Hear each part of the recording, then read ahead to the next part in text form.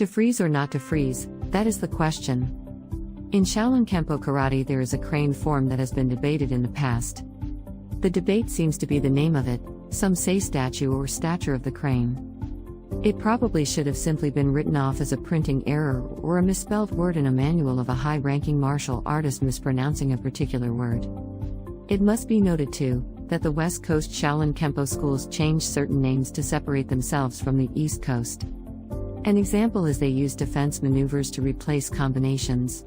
If you have worked with masters from the West Coast, then you know they use the term stature.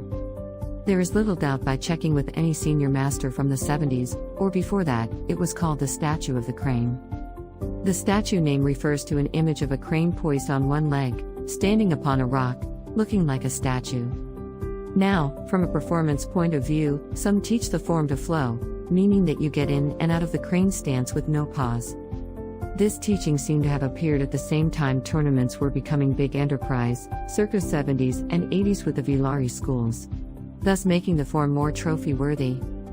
They started as one big tournament once a year, then evolved to up to 4 per year. Grandmaster Brassard was a judge at that time, and began to notice the change.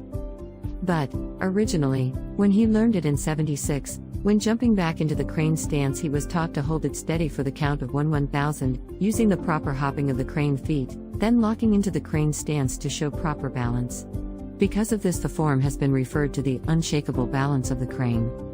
This is very hard to do. It is much easier to flow out of the stance and hide the broken balance by using it to go to the next move. Now, there is something else that is overlooked about the original name. Why did the original masters use the word statue? Why the freezing in the crane stance? Sometimes the name points us to secrets the masters wanted us to learn, or hide. Did they want us to zero in on this one stance? After all, it is performed a certain number of times, which is a prevalent feature of the form. Do you know the 6 encounter positions of the crane? Knowing this would lead one to believe that the statue term is the most appropriate. And, just one more point. Around 1979, at a black belt workout, Grandmaster Fred Villari was teaching a secret to the structure of the crane stance. He then stood in the stance and several people could not push him back of his leg. At a later time he revealed the secret of what he did that day. Curiously, Ed Parker spoke of a physical principle to add to your structural integrity arsenal. It was referred to as the statue principle.